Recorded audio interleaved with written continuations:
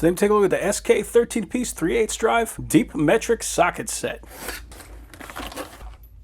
I have to say, I really like how they color code these sockets so that you know exactly what set this belongs to. We can easily see these are definitely the deep size sockets, and the hex is cut fairly deep as well, so it comes down about halfway down the socket. So if you need to get a good grip on a long nut, this is going to be the socket you want to use for that. Also, like, you can actually spin the sockets on the rail.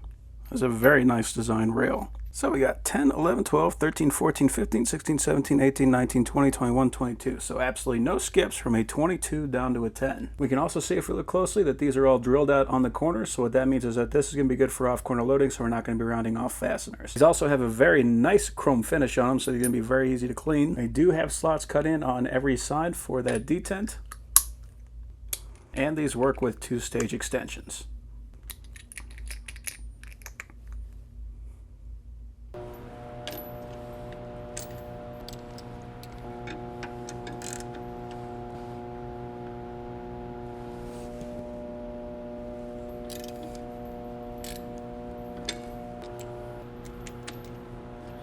So yeah, overall, that is a very nice set.